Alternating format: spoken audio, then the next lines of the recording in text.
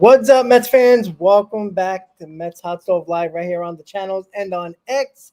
And not even over a half hour ago, there was some breaking news as one starting pitcher is off the board and Dylan Cease in the bottom right corner of your screen. $210 million for 7 years. $30 million a year, and that is worrisome considering if the Mets are trying to go after a big-time starting pitcher. Chris, how you doing, and what do you think of that? Yeah, I'm doing well. Way to start this show off with a bang here very early on, especially, on November 26th, no less, for one of the more notable free agent starting pitchers. And the free agent market in terms of starting pitching is not plentiful. I think the other, really big name that you have out there on the free agent market is Framber Valdez. And he's also looking at this deal and just licking his chops. He's like, I'm in for a big payday because I'm going to tell you right now, $210 million for this man, Dylan Cease, with the inconsistencies that he has shown. Yes, he is a really good option, but he is a very inconsistent option. And to give him $210 million if you are the Blue Jays is a risk, but they are going for it all. So this just shows you from a Mets perspective that the Mets are probably better off, and David Stearns is probably thinking the trade market is the way to go. Yeah, that's probably the best bet, considering the fact that even if you do get a Scooble, it's probably worth giving him that type of money since he's a Cy Young Award winner and a guy who's the top pitcher in baseball. So that went down. So Framber Valdez is now the top guy on the list for free agency, and we know the Mets have a lot of work to do. But while in between our hot stoves, a lot of interesting facts have or reports have coming out with Nimmo being at the top of the availability list, and not too long after that, he gets traded to the Rangers and accepts or basically gives away his no trade clause and just says, "Yeah, sure, why not?" And the Mets get Marcus Semien in the deal, and $5 million also goes to the Texas Rangers as well. Now, my initial reaction was, okay, like, was I excited about Marcus Semien? No. Was I a big fan of Brandon Nimmo? No. Brandon Nimmo was a problem on this team. How many times this year, Chris, last couple of years, but specifically this year, have we done pre-games and post-games? Why is Brandon Nimmo batting fourth? Why is he's in fifth spot? He's in the fourth spot, fifth spot, back and forth. He did not fit this lineup. I don't care about the 20, his most home runs he hit in his career, and 92 RBIs. That is so much of an overblown of a stat line that is just unbearable. No Met fan can say to me that they weren't bitching and moaning every time they saw him in the cleanup spot or in the 5 spot. Brandon Nimmo fit this team best with Lindor, with Alonso, and now currently with Soto in the 1 and 2 hole. That was where he fit this team perfectly. He didn't fit this lineup at all. We talked about it so many times. So am I crying? No. It's been 48 hours since the trade. Hopefully Met fans wipe their tears away because it was did this guy is this guy a projected Hall of Famer? No. Is he a Gold Glover? No. Is he a superstar? No. Why are Met fans going crazy? Because he smiles and because he's a nice guy? Nice guys have not won for this team.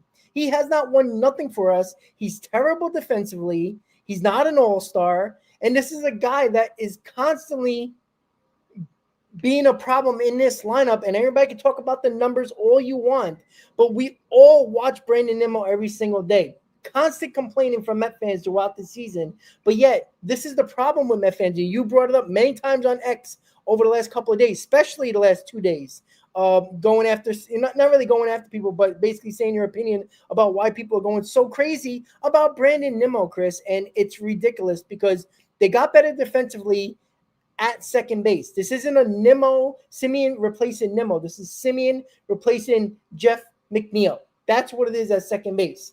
And you have to look at it that way. He's a Gold Glove defender. He's still got speed. Yes, the bat is not great. All understand that. But if you're paying attention, this trade is probably leading to something bigger that we'll talk about in the next topic. But Chris, what were your initial thoughts when you found out this trade happened and the initial reaction? At first, I really was kind of shocked because we've been talking about the possibility, and I even made a video, I think you did as well, about, the Mets trading Brandon Nimmo to Texas, but for a different infielder in Corey Seager.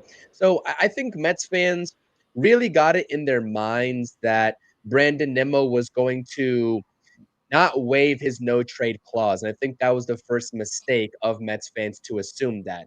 And he Mhm. inevitably did. It was a tough decision, as we know now, but he inevitably did.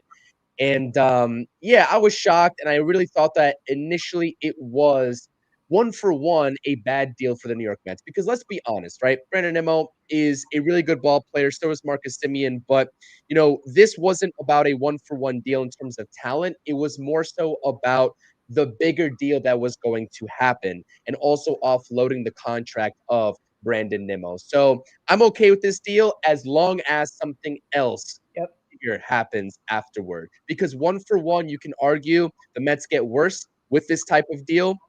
I think that Brandon Nimmo right now Yep. offensively is the better candidate.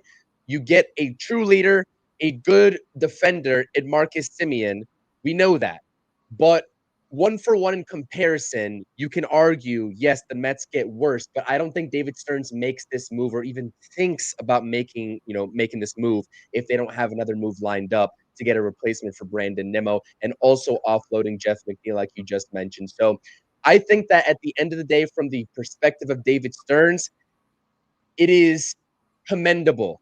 It is maybe even admirable that he is willing to shake up this core. And Yep. that's exactly what he did. And he even said that in his press conference the day after. He said something had to change with this core because we could not roll into the 2026 season with more or less the same roster. So I think a lot of Mets fans are, just glued to the players, and they have it in their minds that they love a certain player and they root for maybe the name that's on the back of the jersey instead of the front sometimes. At the end of the day, when it's all said and done, we have yet to see what this deal entails in terms of the snowball effect. But Mhm. if Mets get better because of Nemo's contract getting off the books and replacing him in left field, and also having that flexibility to go out and get another free agent, then I'm all for it. Yep. But yeah, Mets fans, they know Nemo's homegrown. Technically, theoretically, wasn't the problem last season. He wasn't the reason why the Mets missed the playoffs. But I think it's no doubt in anybody's mind objectively watching Brandon Nimmo, especially defensively out there. He is well on his way to being a DH. The defense isn't great with Brandon Nimmo. He had to transition from center field to left field. And now you free up 2 extra years of that back end of the contract because you get Simeon for 3 years versus Nimmo's 5 years. So there's something else in the works, I'm sure of, Rob. I just don't think that some fans can see that larger picture sometimes. And that's okay. That's okay. That's up to the president of baseball operations, David Stearns, to, I guess, finalize and Yeah. give the fans that kind of vision. And we'll see if it happens. Yeah, I've said this many times. I think, and this just goes for Met fans because I'm more closely connected to Met fans. I truly think there's a lot of Met fans out there that would rather keep Alonso and keep Nimmo together and lose because they can say, "Oh, homegrown Met, career Met." I truly believe that they would rather keep them around and lose than either not have them around and maybe have a better team and have a chance to win. Not saying that those guys couldn't do it together, but haven't they been together enough?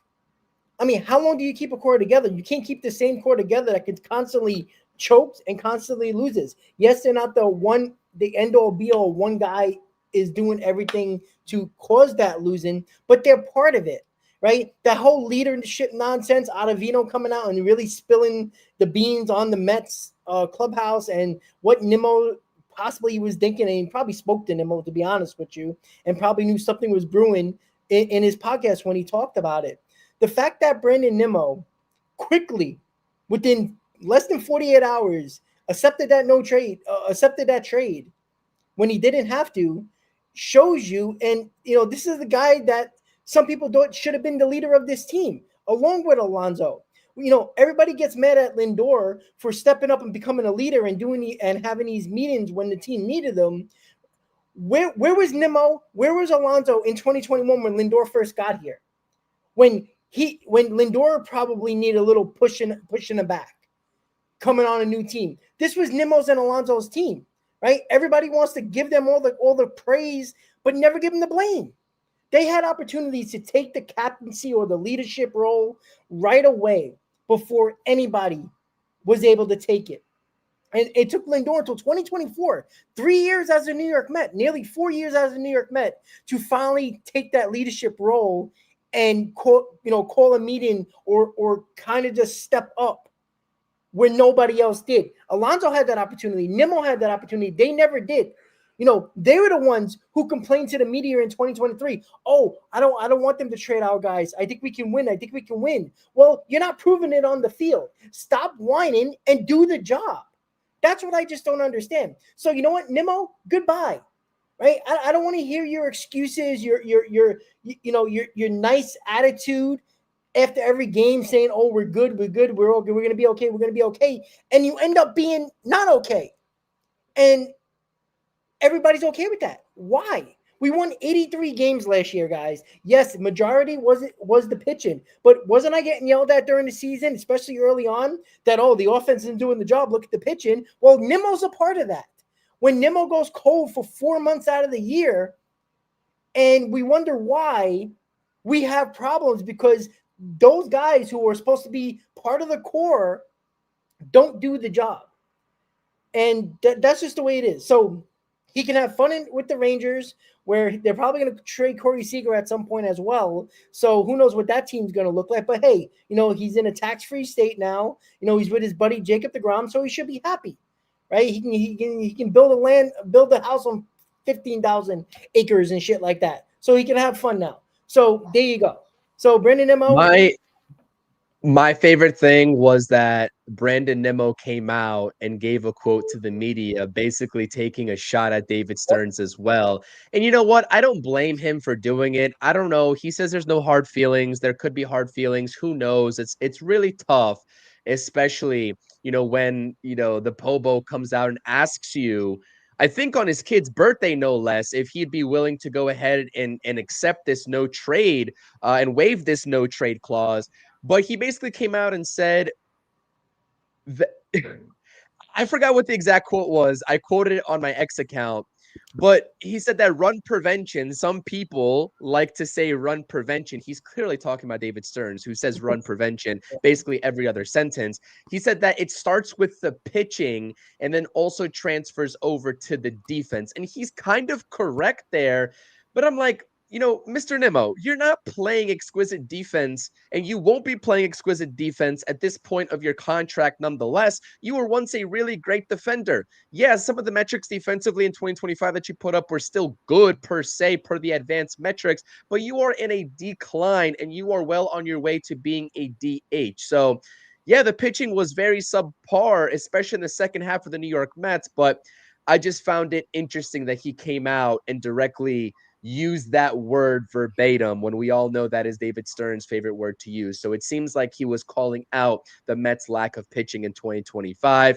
You know what? So be it. Like you said, he gets to go and join Jacob deGrom over there. And I agree with one of the comments in the chat here saying that this Nimmo trade, I think from David Stearns' perspective, sends a message to the rest of the Mets team saying that I don't care what core was established before I got here. If I don't think that you are going to be part of a winning formula, you are gone. You are gone, and we are going to try to get flexible enough in the roster construction to not only support going out there and making these trades, but also having some of these prospects that were otherwise roadblocked, right, on this team have a real chance at making the starting nine come opening day. And I think that Carson Bench is definitely going to be in line for that. And we will see what happens externally. Jet Williams, now that Marcus Semien is also going to be playing second base, presumably for the next 3 years.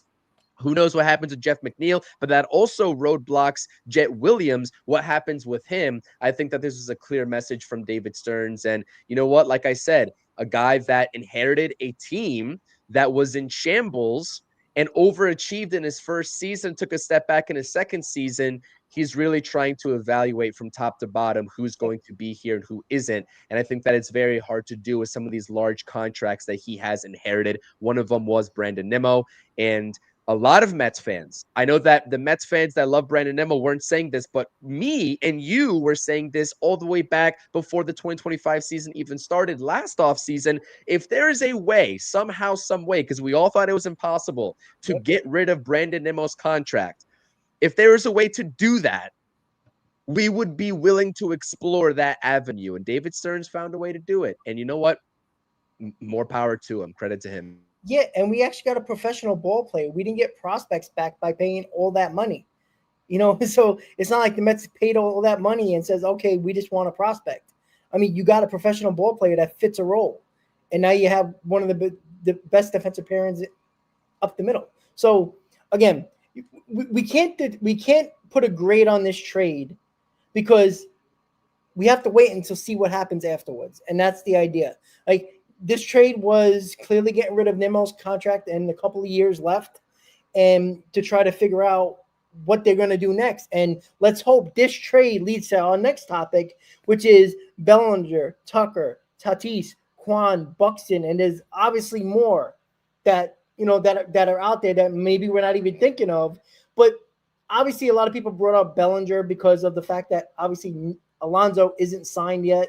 Bellinger is kind of a Swiss Army knife. He could play first, he can play center, right, left. He can play everywhere he needs, where the Mets have holes and need him to play. Bellinger seems like the perfect fit and kind of a David Stearns type of guy, right? Really good defensively. Offensively, again, I worry about him offensively a little bit, but I do think that he is the type of guy that kind of figured things out. It took him a while to figure after that shoulder injury he had, finding his way again. He found it pretty well in Chicago, definitely found it with the Yankees. And I think he will be okay. And do I think he's going to be, a superstar, all-star caliber, MVP caliber like he was with the Dodgers? No. But I think he can really help this team. Am I going to bitch and moan if Bellinger is the signing? No, I'm not. I think Bellinger is probably all around a better player, all around. And that's what you have to look at here. There was enough times where the defense really cost this team games as well. And I think Bellinger, he can hit 20 home runs, right? If Semien hits 15 to 20 home runs and Bellinger hits 15 or say 20 home runs, well, that's 35 home runs. Guess what? You have two guys in your lineup that has 35 home runs. Doesn't that kind of replace and even overachieve the Brandon Nimmo loss? Yes, absolutely. And, I think you have to do more bat-wise, which possibly Alonso or somebody else. But, obviously, I mean, in my opinion, I'm a Tatis guy. I would risk it, to be quite honest with you. If he's available or not, there's still some speculation with that. I think he is on the market.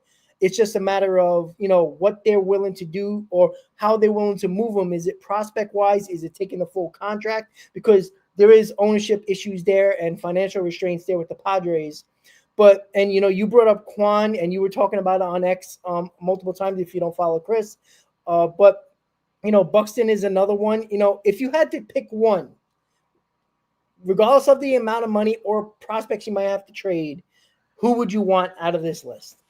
This is such a diverse list of, potential outfielders that David Stearns can pursue. And I can run through each name and give you a very just, I guess, identifying characteristic that makes them such a good fit for the Mets and David Stearns and his mindset. And it's going to be very interesting to see how David Stearns approaches this list as well, if this is the end-all be-all list for David Stearns to choose from. But you see two free agent candidates versus three trade targets, right? Bellinger, Tucker are the free agent candidates. Tatis, Quan, Buxton are the trade targets. You have, I guess, 1, 2, 3 lefties versus 2 righties on this list.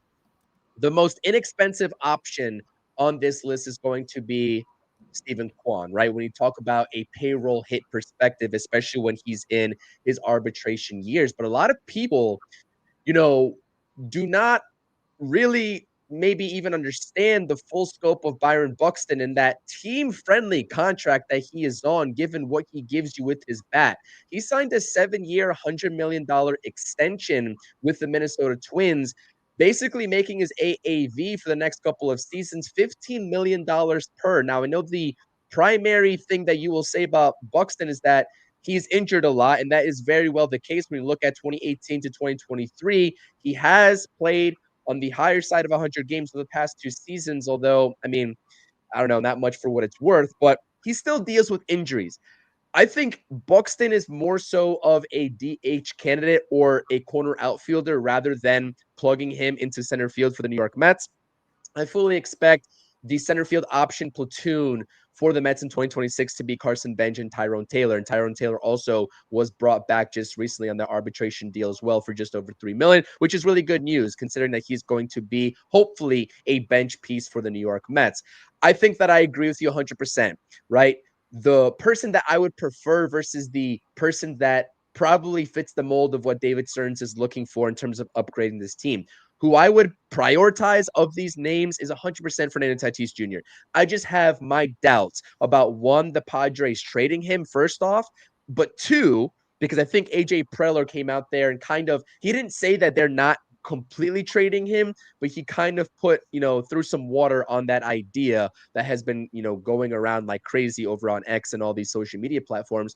But I think the player that is the best fit for David Stearns and what he has aligned for the Mets is Cody Bellinger. I think that for a plethora of reasons, he's probably the best all-around player that you can ask for defensively and offensively. Now, if he signs a long-term contract, yes, like you said, there is some inconsistencies, and I would expect some inconsistencies with his offensive numbers. I don't think that he would post what he posted, at Yankee Stadium, but we also said that for Juan Soto. Look how that turned out in year one with the Mets.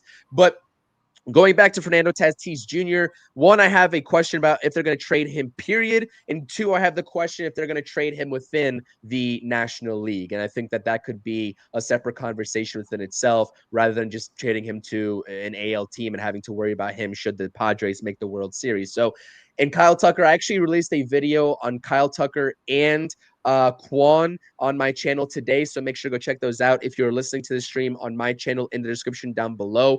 Kyle Tucker, great ball player. The years and the AAV, I mean, Spotrac has him at 10 years, $400+ million. There is some concerns there as well for Kyle Tucker. His bat certainly plays. It really is about how aggressive David Stearns and Steve Cohen are willing to add on to this payroll before the CBA negotiations next season. Because, mind you, we're talking about left field right now predominantly in a corner outfield spot. Yes, Bellinger can play multiple positions. Actually, most of these guys can play multiple positions, but we're talking about predominantly a Brandon Nimmo replacement. But when you have to take into consideration the payroll hit for all of these guys, you still have starting pitching that you haven't even started to address. Edwin Diaz is still on the table for a long-term contract if you're going to bring him back. Same thing with Pete Alonso. That's a lot of money still needing to be accounted for on the books of the payroll. And I just don't think it's feasible for some of these names to come in here, like Kyle Tucker, most notably, for $40 million on a potential free agent deal. Quan is the best value and a true leadoff guy that can provide a really good, different look for you in the top two with Lindor and Quan. But, with Tatis, it's an ascending contract given where he is at in his career, being 27 years old and the contract running through age 35. We're not talking about age 37, 38, 39 like some of these guys. We're talking about only age 35. You get the prime years of Fernando Tatis Jr. That'd be a no-brainer if he's on the market. But I think the most realistic possibility here is Bellinger, given that he's a free agent and you wouldn't have to deal the prospects for him. Or, like I said, I like Stephen Kwan. I know that there's some concerns with his bat because the numbers offensively did drop off in 2025 for him in comparison to 2024. But I think that a strict fit defensively and offensively, him being that true leadoff bat, the same reason why people like Luis Ariz is the same reason why people like Stephen Kwan. I think he certainly would play, and the cap hit, or the payroll hit, I should say, wouldn't be as large, estimated around $8.5 million. It's all about what the Guardians would want in terms of prospect capital back in return. So, there's a case to be made for each one of these five names. It's all about how when Steve Cohen and David Stearns come together, how aggressive they're going to willing to be in adding to the payroll before the 2027 CBA negotiations. Yeah, and look, all of these guys have concerns and question marks. The difference with Tatis, Quan, Buxton you probably have to give up some prospects, and that's worrisome. It depending on what the Mets do, right? If the Mets try to, that's why David Stearns has a, a hard offseason to work, because with the starting pitching and the outfield now that he needs, you have to decide what you're using these prospects for. Is it going to be for a Tariq Skubal or Sandy Alcantara, or one of the big name starting pitchers out there, or one of the outfielders that we just talked about, Tatis, Kwan, and Buxton? Obviously, Tatis will most likely bring back the biggest return. But again, Bellinger is a question mark for sure. We know his defense is that good, but we've seen him be a shell of himself as an MVP, and he looked like he did find himself, but you just never know. But again, the Mets need an outfielder. Like you can't. I'm sorry, I can't roll out there. Carson Bench right now. I can't roll out there Jet Williams right now. I'm not starting the season with unknown prospects in the outfield. I just can't do that, especially with Juan Soto out there. I just can't do that. You have to have a good plan with one of these guys. One of these guys have to be a New York Met. And I know Luis Robert is not on that list. I know that's another possibility. I'm not sure the Mets would want to trade him. And I think his contract's around 20. I think he has like that club option that's around 20 something $million, if I'm not mistaken. So that is concerning as well. Like that is a huge risk, right? We know Luis Robert is a great defender in center field, but if that bat doesn't play, you're in for a rude awakening here. So look, all these guys are question marks. Everybody can fit in some way or another. I think Tucker's probably the farthest from being a Met because of the $400 million that he's projected to get. I don't think the Mets are going to go there. I really don't think so. I think Tatis is more likely than Tucker. I know, even though Tatis is a long shot, but I think Tatis is more of a possibility than Tucker. So again, would I be okay? Like, Buxton scares me a lot too because of his injuries. Like, he's great when he plays, but he rarely plays. And that's concerning, especially when you need that bat in the lineup, especially when you need that defense in center field. If he's not playing, now you're already digging into your bench, and now Tyrone Taylor is your center fielder who really can't hit. And now your depth in your bench gets worse. And that's what you have to worry about as well. Overall, when it comes to the issues that I clearly saw the Mets have last year, I always talked about roster construction, lineup construction. I thought the roster construction was terrible. You shouldn't have, 40 infielders and a couple of prospects that basically play the same position. It never made sense. Why they didn't trade some of these guys at the deadline is beyond me. But the Mets can't have this situation happen again. I'm not saying trade all of them, but you have to trade some, especially with Semien coming aboard now. That is another infield to the mix. We know Semien is a second baseman. We know Lindor is a shortstop. Right now, it's Vientos and Beatty fighting out for third base. That might change depending on trades. And at first base is a hole right now because Alonso is not signed.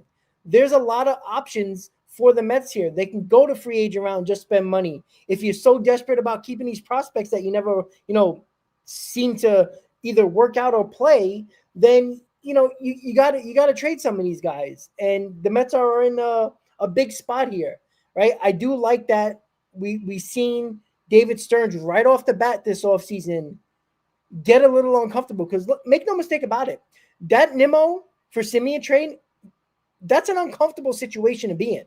Remember I said during the trade deadline, we need to see David Stearns get uncomfortable a little bit. And I think this was uncomfortable because this wasn't probably a favorable move for Met fans, for a lot of us. For a lot of Met fans, if I did a poll, most people didn't like the trade. Now, for whatever reason they didn't like the trade. And that's okay. That's your opinion. And I think too many people are looking at it, Nimmo for Semien, and that's the way people are looking at it, but they're not looking at the overall picture here.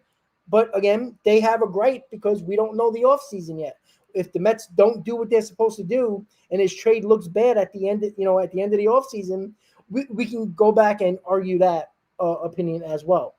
So, I'm okay with Bellinger, to be quite honest with you. I just think that he fits the Mets perfectly. Along with, I would say Bellinger, Tatis, and Kwan are probably the three best options for the Mets. I think they need to land one of them. If you get one of them, I think we'll be fine.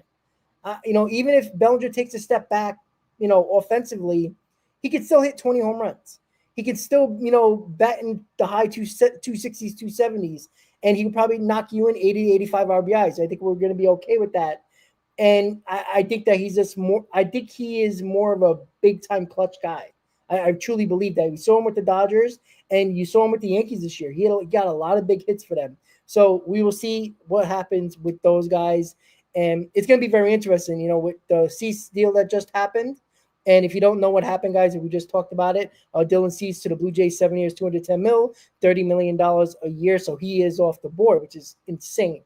Again, the Blue Jays were trying to spend money for years. They were trying to give money away for the last couple of seasons. So this is probably, they just spit on that money. But again, that's a good, this is why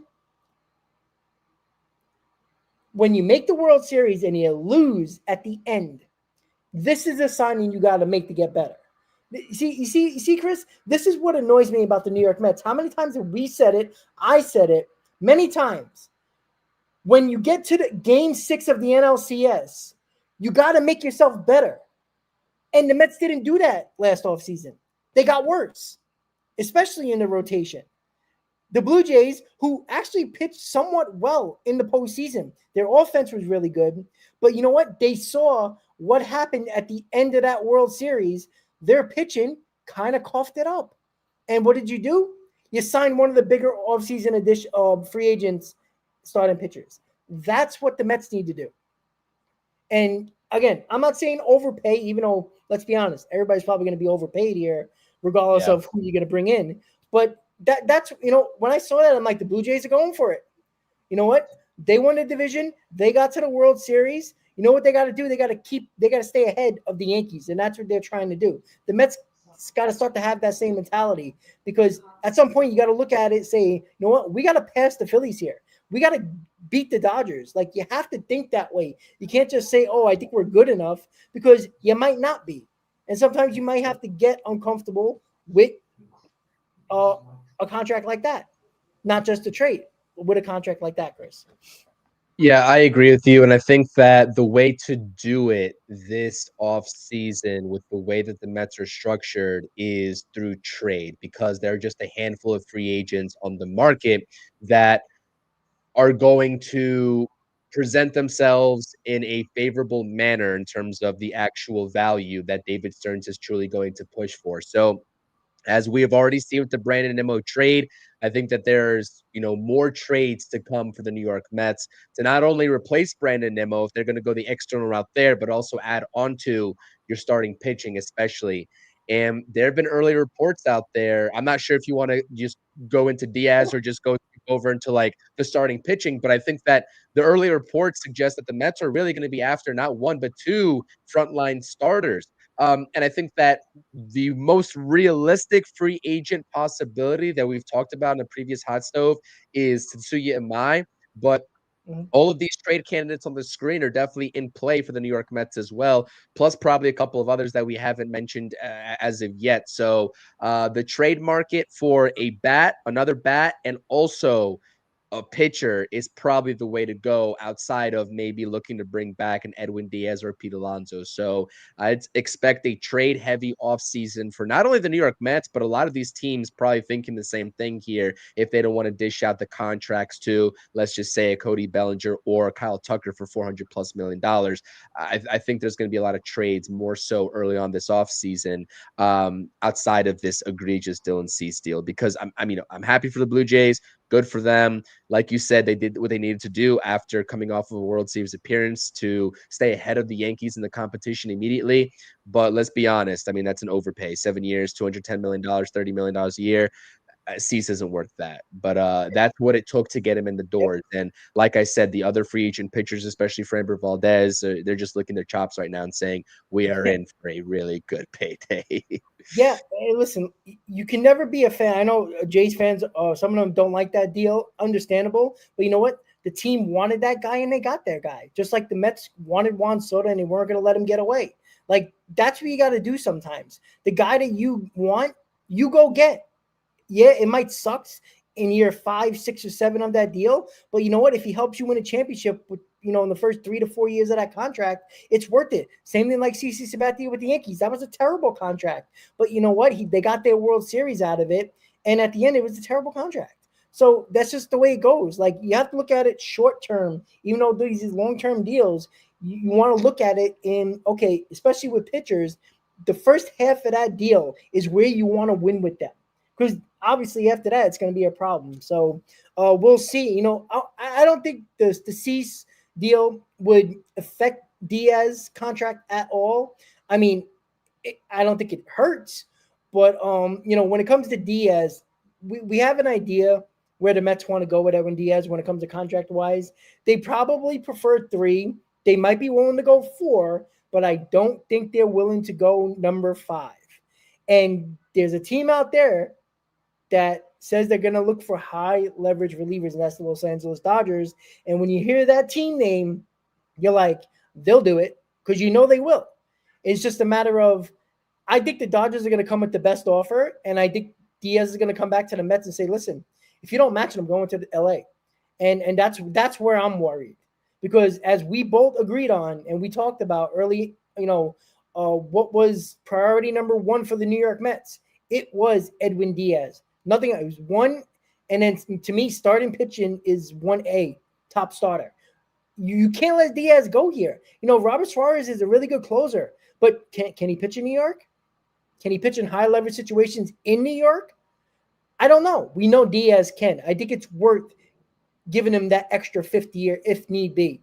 And I don't think the Mets can play and let the market develop here, because that's where you fall into a problem, Chris. So, 3 years is not going to definitely do it for sure. Will the Mets go 4 years? I don't know. I hope so, but they better go 5 if there's no other choice, because you can't lose them. I mean, you have to definitely start at 4 years. If Sure. there is a team that is willing to go 5, I mean, you have to match it. Like we said, there's no backtracking on this. And that Edwin Diaz, we're talking about this core. I mean, Edwin Diaz is the exception of you need to bring this guy back because of the lack of available options to replace him, right? And so it would just be a really bad look and a really bad selling point. Like, I'm on board with the Brandon Nimmo trade, but I'm not on board with letting this guy go because he's wanting a 5th year. If a team is willing to do that, you go ahead and match that offer. 4 for 100. That if that's what it takes to get it done, to $20 million straight up, per year, or sorry, four for 80, right? 4 for 80 or 90, you start there, $20 million per year. And then if you need to go 5 for the 100, okay, think about doing that as well. I just don't think that, like you said, this is where, like, David Stearns usually has plan B, plan C ready in place. There is really no viable plan B, plan C here. I mean, yeah, sure, I'd take Robert Suarez as a plan B if it really came down to when the Mets really did not want to give into the demands of Edwin Diaz. But at the end of the day, I'm still taking Edwin Diaz all day long. The early reports are suggesting that he wants the same contract as before, 5 for 102. For a player of Diaz's caliber, that's not really egregious. And like I said, if Steve Cohen is really as pissed off as he says he is, you have to understand the value of what Diaz brings to your bullpen. A bullpen that is going to look a lot different, right? Especially in the back end for the guys that are leading up to Edwin Diaz. You need a consistent closer and a guy that can lock down ball games. And this is just not a player that you can cheap out on, unfortunately, right? And you just can't do that if you're David Stearns. So I do think that the Mets are going to prioritize 4 years. Like I said, for 80 to 90, call it anywhere just a little bit above, 20, maybe even 20 on the dot AAV. If you need to go to that 5th year, you just can't afford to lose him, Rob. We've been saying it for the past couple of weeks, right? Ever since we started these off-season hot stoves, he is priority number 1. It's like that SpongeBob reference. He was number 1 for those of y'all who watch SpongeBob. But Yeah. was it like Schmitty Werben Man Jensen or something? Listen, I'm sort of aging myself, I guess, here. But in all seriousness, Edwin Diaz needs to be a New York Met. And Pete Alonso aside, Brandon Nimmo, who's now not a New York Met aside, Jeff McNeil aside in those trade talks, Diaz is the glue to your bullpen. A bullpen that still has the possibility of being really good, even given the high turnover, right? You retained AJ Minter on the player option, Brooks Raley on the team option. Um, Dylan Ross is going to be there. I think Christian Scott is in play. Depending on what the Mets do with their rotation, Christian Scott coming back in 2026, a way to work him back into potentially just getting on the mound is by having him throw some bullpen innings, some non-stressful bullpen innings, but bullpen innings nonetheless. You have a opportunity to build a really competent bullpen even still, given some of the names that you are losing from 2025. And yeah, I just don't know. Like, there's no loyalty. There's not going to be any loyalty with Diaz to the Mets here. This is a tough business, as we just mentioned with the whole Brandon Nimmo situation. Discounts are discounts. There's not going to be a hometown discount. I still think the Blue Jays, even given this Dylan Cease deal, they're still looking for another high-end reliever that they can plug into their closer role instead of Hoffman being that eighth inning guy. I still think they'll go $100+ million. Given what you just said about them going all in and staying ahead of the competition, Rob, I'm actually more scared of the Blue Jays being really aggressive and starting off this offseason on the right foot with Dylan Cease and going out there and making a push for Edwin Diaz than I'm scared of the Dodgers swooping in to get Edwin Diaz. So it's just the market. There's a lack of options. You know, you could talk about Devin Williams all we want. If there's an opportunity to get both, you do that. But if there's not, you're not taking Devin Williams over Edwin Diaz. I'm sorry, it's just not. This is not a Yeah, possibility. It's not even yeah. a realistic talking point. So yeah, I don't know. My question for you is that what do you think in terms of AAV? Right? Do you like does 4 for, let's say, 85 get it done? Or do you think a team is actually going to go out there and give him that record-setting deal that he got before, 5 for 102? I think, I mean, look at the Blue Jays overpaying for Cease. Why wouldn't they do it?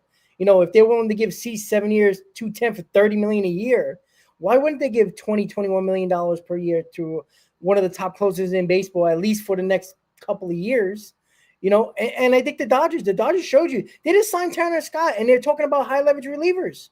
Like, I mean, they gave him outrageous amount of money that we were shocked that he got that much. Why? Look, put it this way: if the Mets don't land Edwin Diaz, I'm gonna be. I don't care what else they do, because you know what? You better be right on Devin Williams, or you better be right on Robert Suarez. Because if you're not, and those guys suck, you ain't winning a lot of games next year unless your offense goes to a next level that we thought they would this year. They need to be amazing, and you better have a better rotation, because you can't have a subpar closer and hopefully a decent bullpen, and your rotation shit again. So it can't be either or. You can't have an elite closer and your starting pitcher sucks, because you can never get to your closer, and you can't have the other way around. You can't have really good starting pitching and then the back end of your bullpen is a disaster and you're losing games in the 8th and 9th again.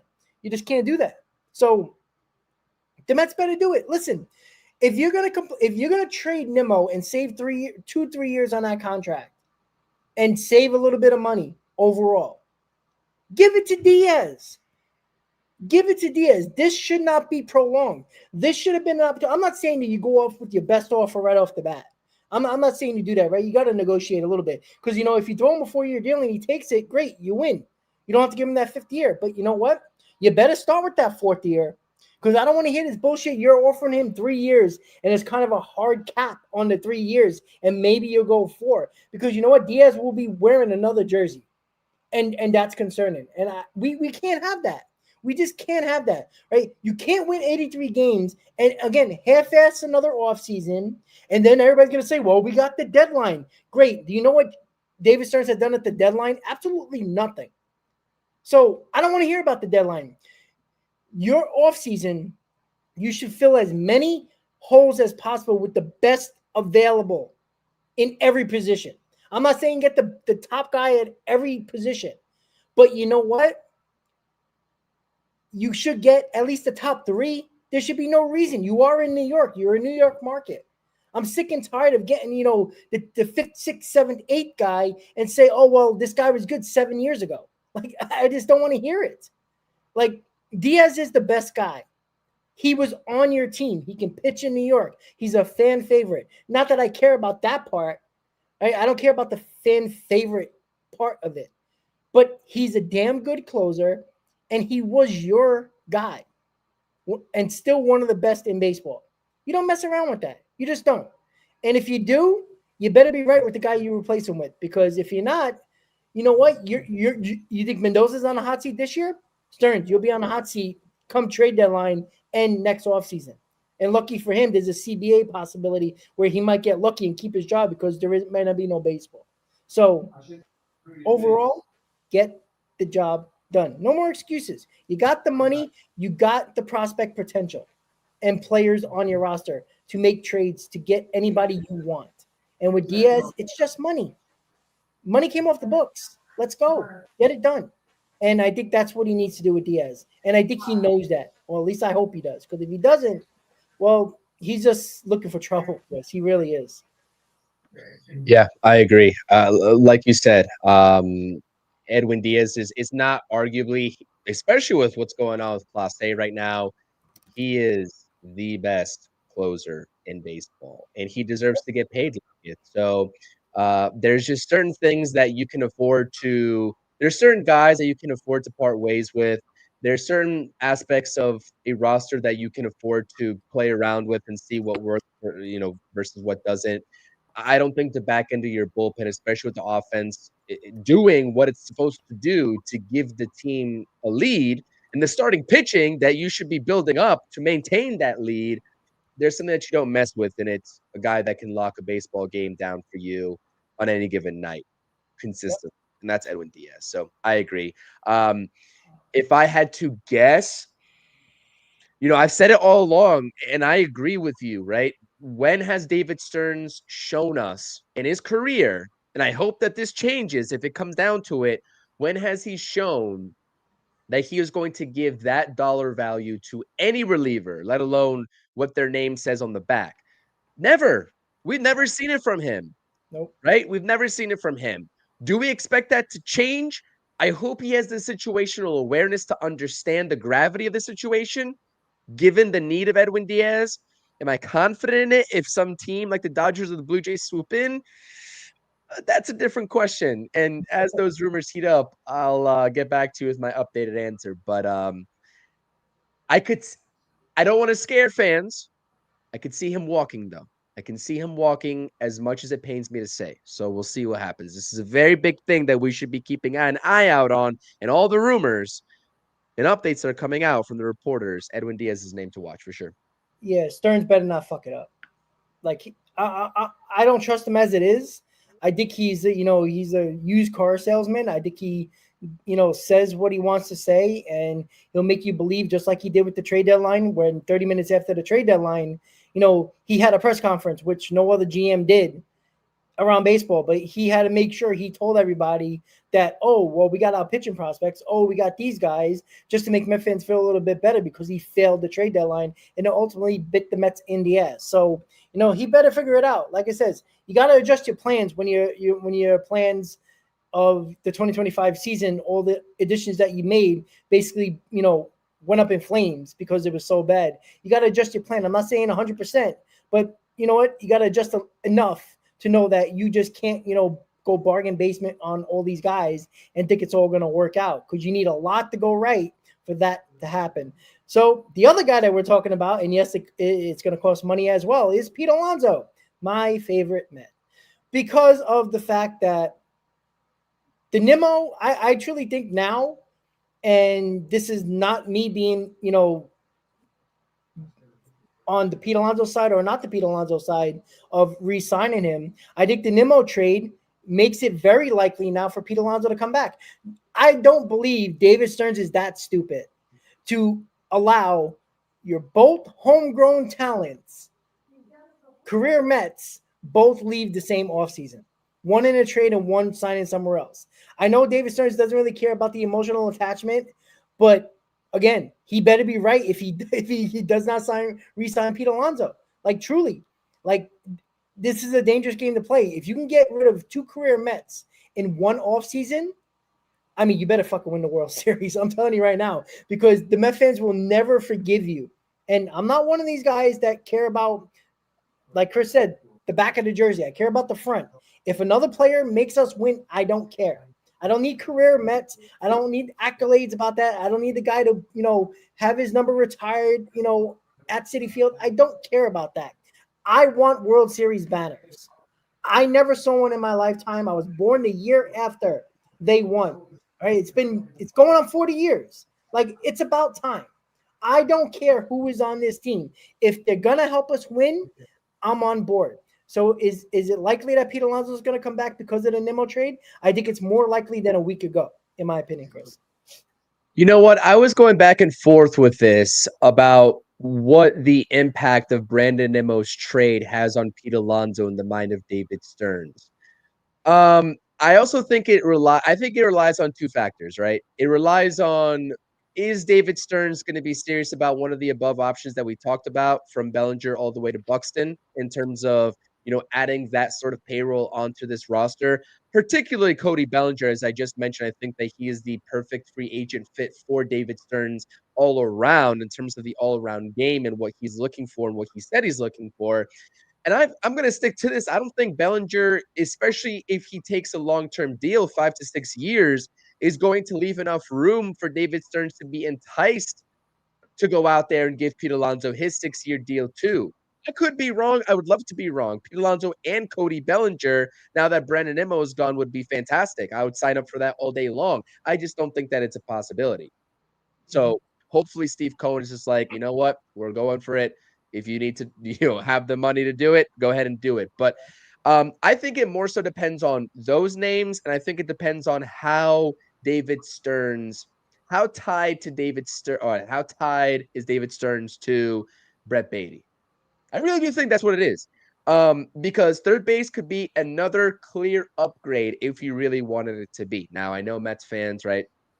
David Stearns has the potential. Let me just say this right now. David Stearns has the potential to be a true villain of this Mets fan base when it's all said and done. We're talking about already trading Brandon Nimmo. We're talking about decisions whether to even extend a contract of what they want to Edwin Diaz and now Pete Alonso. We're talking about trading Jeff McNeil, and we're talking about potentially also trading Brett Beatty, per the recent report and article of Jeff Passan. Can you imagine a clean sweep?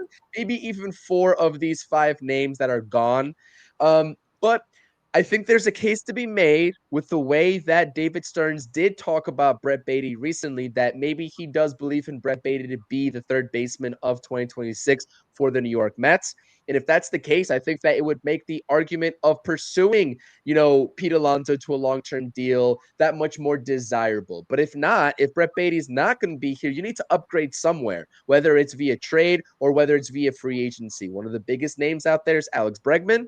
And as I just mentioned with Cody Bellinger not being an option for a long-term deal alongside Pete Alonso, the same situation applies to Alex Bregman and Pete Alonso. I would love both at the same time on this team, in this lineup. I don't think it's going to happen. So there's a lot of deciding factors here, and I think that the Mets and David Stearns have to figure out internally how the infield configuration is going to go. You've got the middle of your infield already set with Semien and Lindor. That's going to be your staple for the next 3 years until the Semien contract runs out. The corners is now what you have to decide on. And Brett Beatty, I'll just say it, I've been saying it ever since last offseason. I still don't think his spot on this team is solidified. And there's a reason that where there is smoke, there is fire.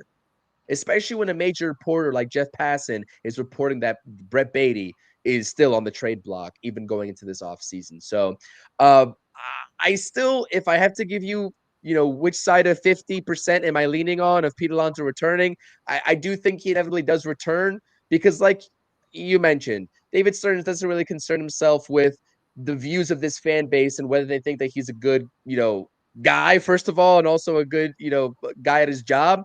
But I think that Pete Alonso, defense aside, if the conversations and the reports are true, that David Stearns did meet with Pete Alonso and Scott Boras and said, hey, listen, if you are willing to DH for this team at some point during this hypothetical long-term contract, then maybe we might be a little bit more in favor of giving it to you. If that is true, I can definitely see him coming back.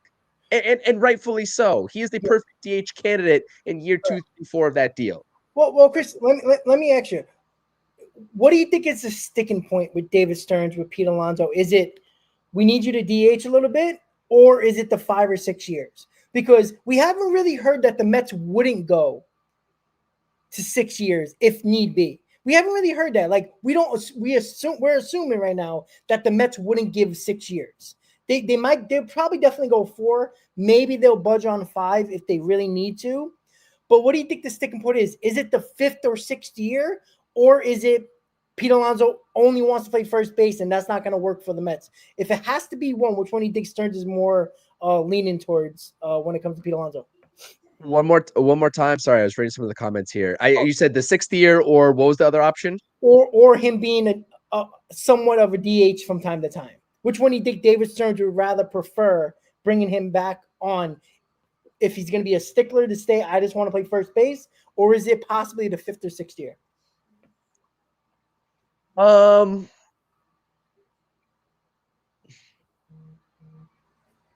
think it's the first base, to be honest. I think it's the first base. I don't think that you can. I don't think that you can deny offensively what Pete Alonso has put up in his career. Yep. That is the case, and that is always going to be the case. I think that as Pete Alonso ages, his bat did kind of decline in 2024 for a little bit, and then it shot right back up in 2025. I have full confidence that he's going to produce similar numbers over the course of a 6-year contract. I just don't think that it's feasible for the New York Mets to just trot him out there at first base for the next 6 years. And so for me, I think in the mind of David Stearns, I don't think David Stearns is also naive to the fact that Pete Alonso is a premier power bat that any team would love to have in the middle of their lineup. But I just don't see David Stearns willing, given all of the horrendous advanced fielding metrics that Pete Alonso has been putting up. I think David Stearns is definitely privy to that. And he's like, you know what? I'll give you the 6th year. Because I do think the Mets would go 6 years, but only on the contingency of him willing to DH for the Mets. I'm not saying it's going to happen in 2026, right? That's dependent on what happens with Mark Vientos, presumably, because he could be a DH for the Mets as well as a handful of other guys. But I'm saying in 2027, 2028, and beyond is when Pete Alonso definitely needs to start being open to DHing. And from the initial reports that we've heard, it seems like he's definitely willing to do so, especially if that means he's going to get that 6th year from the Mets. Yeah, I honestly think if Stearns thinks that he's going to lose Pete Alonso, he's going to go to Cohen and says, hey, we need to get this extra year if we want to keep Pete Alonso. I don't think Cohen's going to say no. So I honestly think it is the versatility part of Pete Alonso. I think if the Mets can have a backup or even a guy who can play first base and better defensively, I don't want Pete Alonso playing first base more often than not, to be quite honest with you. I'm not saying it's going to have to be this year, but if I have to see Pete Alonso throw another ball to a base, I might flip out. Like, we all hold out Brett when he throws the ball to any base, or even flip the ball for that matter. Either he's, pulling guys' hamstrings or trying to throw, hit guys in the face with a ball, or can't throw the ball to second base or home plate. That's worrisome, and don't think it's not. He's not a good defensive player. He's just not. It's okay to say that. He's a premier bat. We all get that. But Pete Alonso definitely needs to understand. And again, there could be a desperate team out there that might completely overpay, and it's an obnoxious contract, and you can see why the Mets wouldn't do it. A team like the Red Sox, who just, traded for Sonny Gray as well. So back-to-back off seasons of big trades for pitchers for the Red Sox. Good for them. The Mets won't do that. But you know what?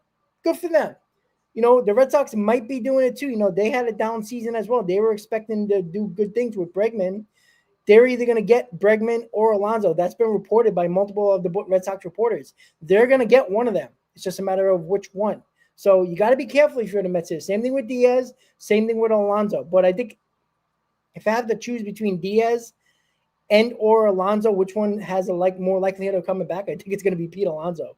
And that might annoy me. I'd rather have Diaz. But again, it should be both. I don't think it should be an option, but it might look like that would be the case. So if you talked about Brett Beatty in this whole conversation with Pete Alonso, which team always has been after Brett Beatty for a couple of years now, even when he was in the farm system? The Miami Marlins. The Miami Marlins with Sandy Alcantara. I said this last year, and I'm going to say it again. Get him here. right? You can make. I don't think you have to give up a ton for Sandy Alcantara. You're taking up the rest of that contract. Yeah, you might have to give a prospect, maybe a top 10 prospect, and maybe a lower level. I don't think you have to give up that much. You're taking on that money. I think you can give up Brett Beatty and maybe a top 20 prospect. I truly believe that. You got an everyday ready player in Brett Beatty, and you got a prospect that the Marlins love. Let him pick one. I think you can get Alcantara for that. He can clearly be top of your rotation with McLean, and you could still make a deal for a Peralta, or even a Skubal, or even a Ryan. You can get both. Those are your two big pitchers right there, along with Nolan McLean, and you can really mess around with the back end of your rotation, Chris. And I'm saying it right now. Sandy Alcantara is going to be a New York Met. I haven't brought it up in the last couple of hot stoves. His name really hasn't taken over the streams like it did during the trade deadline. Alcantara is going to be a New York Met. And as you said, and we all heard this reported multiple times by legitimate reporters, that the Mets are looking to get two top starters. They're looking for that. And you know what? I think the easiest way to do it is to make the trades. And can it be a combination of these two guys? I think it's a strong possibility, Chris. I think Sandy Alcantara is going to be a New York Met. Book it, guys. Book it. I mean, he's a guy that we've been talking about on both of our channels for quite some time. And with the recent success, and I say success in quotations because the Marlins did objectively to their standards have a good year, especially in the tail end when they kind of made a little bit of a run at the wild card before it fizzled out. I was kind of skeptical going into this offseason about the status of and maybe their willingness to offload Alcantara because he does have another year after 2026. So that's 2 years of control that you have over Sandy for the Marlins have right now, and that you would be acquiring in a potential trade. But there's been a lot of interesting reports coming from Miami about guys that are eligible for extensions on the horizon that they've started talking extensions with and are not even close to the ballpark of what these players are asking for. One is Yuri Perez and one is Kyle Stowers. Now, Stowers is interesting because he's also a left fielder, by the way. And when you talk about a lot of these guys, especially a guy like Joe Ryan, right? And also Sandy, you could talk about packages of outfielders because we've already talked about Buxton and also a starting pitcher like Ryan and Sandy. I'm not saying that the Marlins are going to give up Stowers and Alcantara in a package deal because that would be a haul that they are asking for that I would be willing to listen in on if I was David Stearns in terms of what the asking price would be. And it would be a lot more than just Brett Beatty. But I Sure. think the more logical answer here is getting Sandy in a one for however many deal that the Marlins really want to get in terms of the prospect or MLB ready talent in return. I think that if you want to do a package deal for an outfielder like Buxton and Ryan or even Pablo Lopez, in terms of a starter in the Twins organization, it's easier to do because I think that the Twins, with the multitude of years that Buxton has left on his deal, would be more willing to part ways with a package deal like that to get the money off the books and trade a pitcher. I'm not really sure if a package deal is going to be the same thing for Sandy, but I can see Sandy being traded. If they hold on to Stowers, they already have what's his name at the top of their rotation? Oh man, I'm forgetting his name. He's a stud. Cabrera. Uh, Cabrera. They have Cabrera, Perez. I think they can afford to let go of Sandy and still be okay. But you talk about the extensions and the money and how far off they are with these guys like Perez and Stowers. That could be extra motivation to free up some money on the books and get rid of a guy like Alcantara and getting some of that payroll flexibility. So yeah, man, I think it's definitely possible. There's a lot of skepticism on Sandy and his future outlook because he did take a little bit of a decline, in the years following the injury. Even before the injury, when he went down with the Tommy John surgery, he was already on a little bit of a decline. But if you take a look at the splits in 2025, especially with the Mets playing the Marlins down the stretch a handful of times and seeing Sandy a handful of times, he was pitching lights out. Yep. And so I really do think that he could get back to form. You would have multiple years of control. Um, And like we said, the conversation surrounding Brett Beatty, if they are still willing to listen in on Beatty and kind of, I guess, go for that resurgent year that he just had, I Mhm. don't even think the Mets hesitate, Yeah, especially given the need in the rotation to make that kind of trade happen. I'm not saying it's going to be one for one. I don't think it's as simple as one for one here, but that would be a deal where David Stearns could wheel and deal and still be okay because you can go out there and backfill third base if you really need to do so. Let alone the fact that I know that Jet Williams is not predominantly a third baseman, but they can kind of maybe see what happens there. But you also have Jacob Reimer coming up through the wings too. there's another I don't one. think he's recently in Double A, but that is a very highly regarded prospect that could be the future of third base for the New York Mets as well. That I know has a lot of Mets fans and prospect gurus excited in this organization. So I think that the Mets, like you said to begin with all these names, it's not about whether the Mets have. This is the most important thing to understand here, right? And this will fall directly on David Stearns. It's not about whether or not the Mets have the prospect capacity to make any of these deals Sure. happen.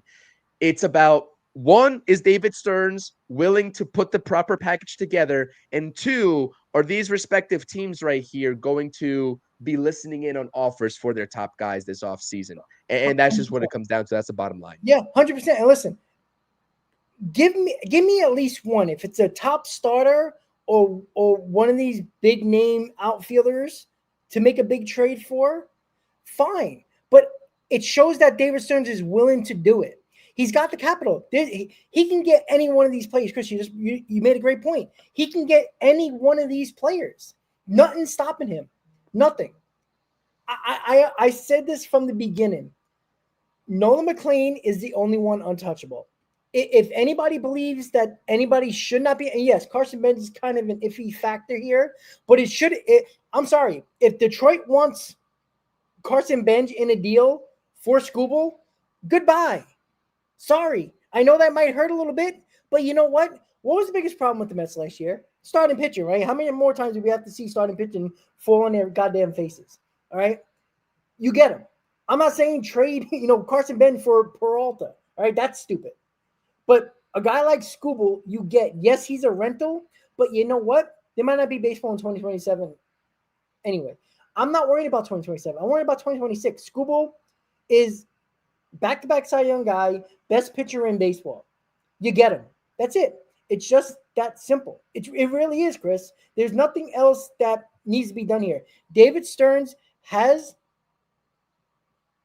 a package possibility for any of these players. Name them. Doesn't matter. It doesn't matter.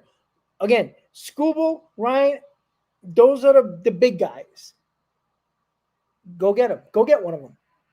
There's no reason why you can't.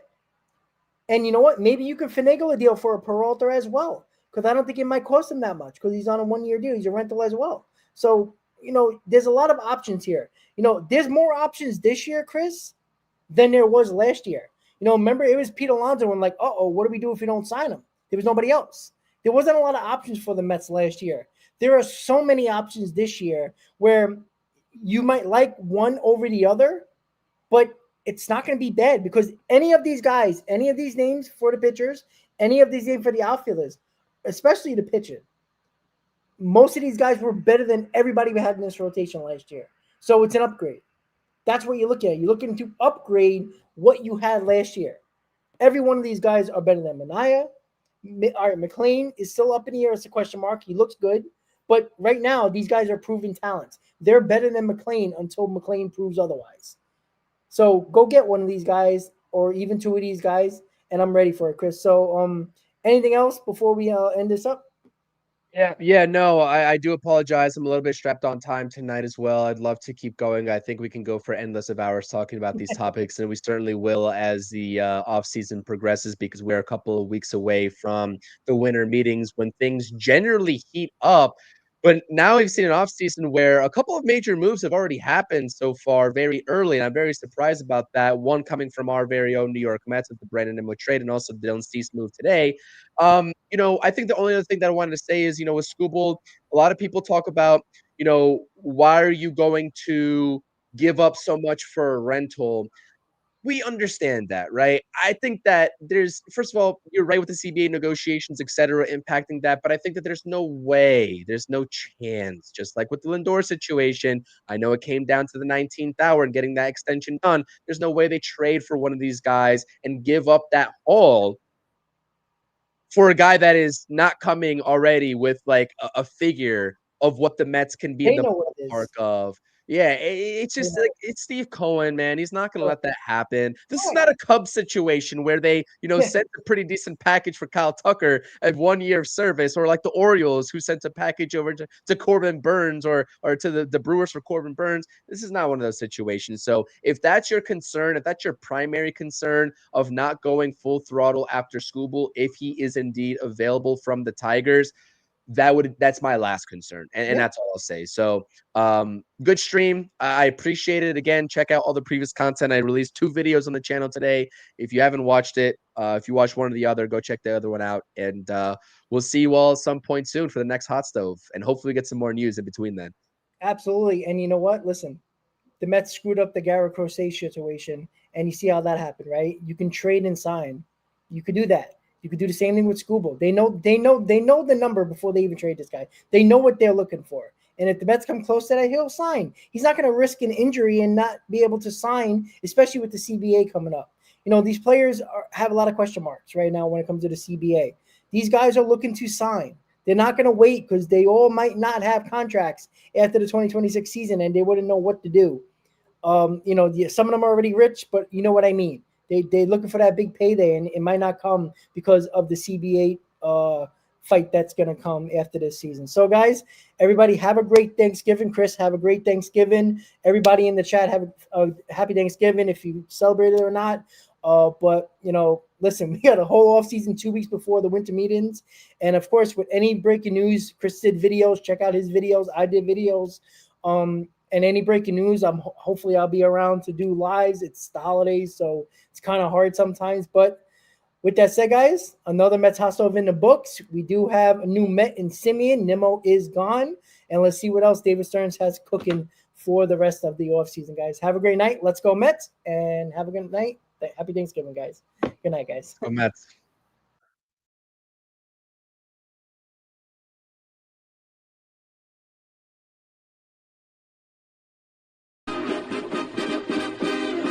Meet the Mets, meet the Mets. Step right up and greet the Mets. Bring your kiddies, bring your wife.